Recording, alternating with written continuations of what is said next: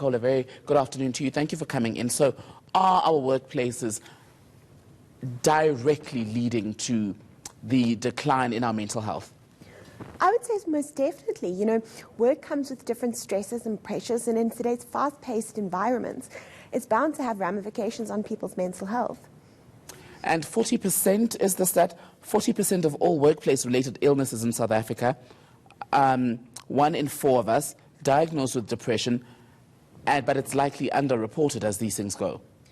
Well, statistics are very difficult to gain in a country like South Africa, where there's characteristically a dearth of data sets and statistics.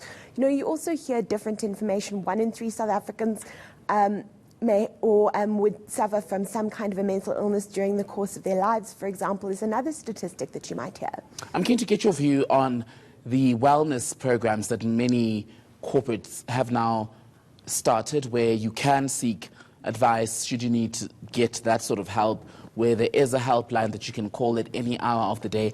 Are those effective, and are people in the workplace, are employees trusting of those, or would they rather speak to someone who they are guaranteed has no links to the employer? I would say it definitely depends on the organisation and the program that they've implemented. Some organisations have very effective and efficient referral systems, others not so much.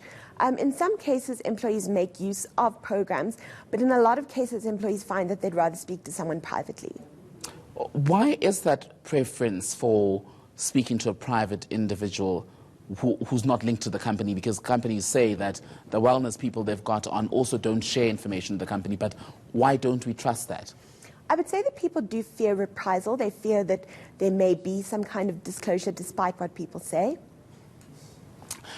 What do we need to be doing, Nicole, daily as colleagues to ensure that we are all in the right mental state, given that depression diagnosis is on the rise in the workplace?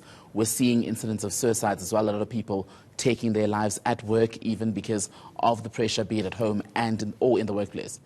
Well, there's different things that a person can do to ensure that they're in a state of good mental health. Exercise, eating healthily, limiting amounts of alcohol that you take in, for example, are all things that you can do to ensure that you're in as good a state of mental health as possible. In terms of being in the workplace, employers should strive to create a good workplace culture and should strive to ensure that there is no office bullying, that there isn't a situation where people feel unduly stressed or pressured in the workplace. I want to talk about bullying. How much does that contribute to people's anxiety in the workplace? Bullying contributes immensely to people's anxiety in the workplace. If there is a climate where people are denied of opportunities, where people are belittled, where people are discriminated against, marginalized, they won't want to go to work. There'll be higher absenteeism, high staff turnover, people suffering from burnout, etc. And bullying, does it come in the patterns that you've observed?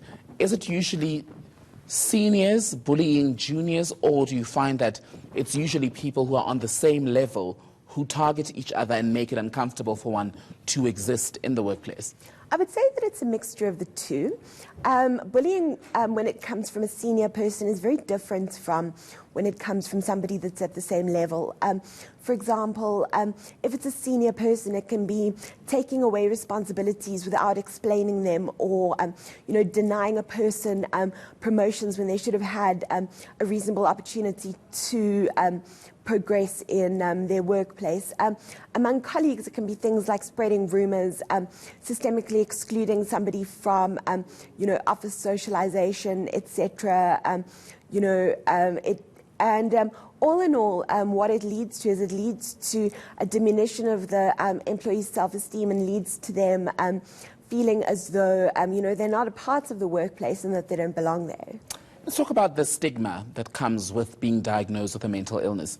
Is that still prevalent, or are we more comfortable now with having conversations about depression and the various other mental health disorders? Stigma remains extremely prevalent in our society. There is a lack of knowledge about mental health, and there are sort of still perceptions that people with mental illnesses or psychosocial disabilities are incapable or undependable and so on. When, with a bit of education, you would find that attitude would shift and people would see things in a completely different light. All right, Nicole Breen, thank you so much for your time. Thank you.